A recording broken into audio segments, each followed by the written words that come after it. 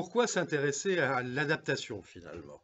Parce que parfois nous sommes inadaptés, tout simplement. Alors, qu'est-ce que ça veut dire être adapté si on tente de donner une définition? Bien, on pourrait le dire de la façon suivante, c'est finalement lire les situations, les événements de nos vies en ayant les réactions, les comportements, les attitudes en lien avec notre environnement.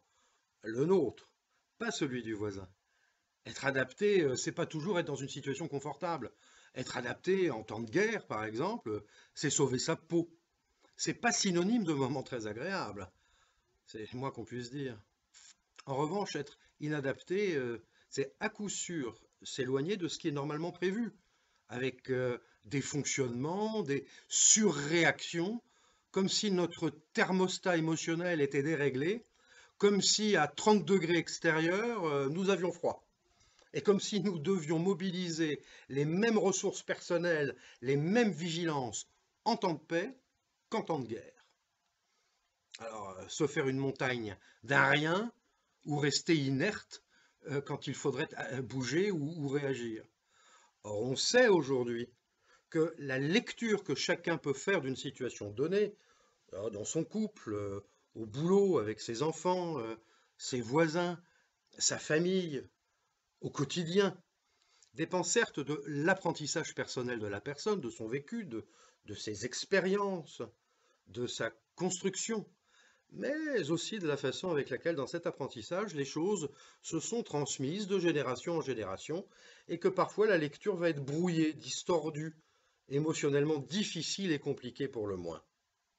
Mais avant de rentrer dans ces détails, et pour alléger le propos, une petite histoire d'adaptation va permettre de mieux cerner comment justement une adaptation à un moment donné peut se transformer finalement en inadaptation au fil des générations.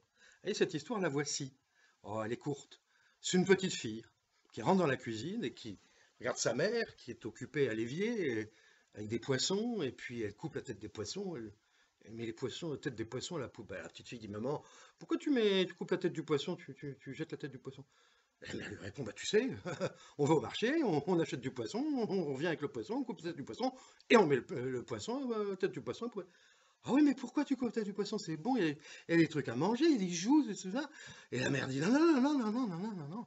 On coupe la tête du poisson, moi j'ai toujours vu comme ça, on garde jamais la tête du poisson. Oui, pourquoi? Oh, écoute, ta grand-mère faisait comme ça, ma mère faisait comme ça, t'as qu'à lui téléphoner à mamie. La petite fille prend son téléphone, elle appelle sa grand-mère et bonjour. Bonjour mamie, bonjour ma chérie. Dis-moi pourquoi tu coupes la tête du poisson? Ah bah je coupe la tête du poisson parce qu'il faut couper la tête du poisson. Tu vas au marché, t'achètes le poisson, tu reviens à la maison, coupe la tête du poisson, tu prends la tête du poisson, tu jettes la tête du poisson. Et la petite fille dit oui mais c'est bon, il y a des choses à manger dans la tête du poisson quand il y a des joues, ça.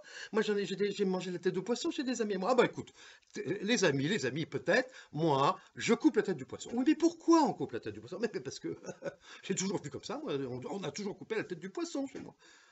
Ma mère coupait la tête du poisson. Demande à ton arrière-grand-mère.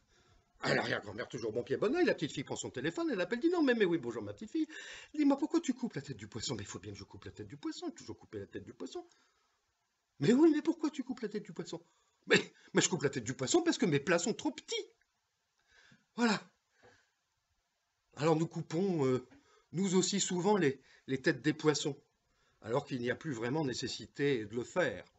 Alors les poissons ont pris une autre forme, les têtes sont d'autres morceaux. La prochaine fois, on remontera ensemble aux origines du vivant pour mieux comprendre quels sont les schémas ancestraux qui sont toujours en vigueur dans notre monde moderne. Voilà, je m'appelle Christophe Rivet, je suis praticien en épigénétique. C'était le Gène et la boussole, saison 1, épisode 2.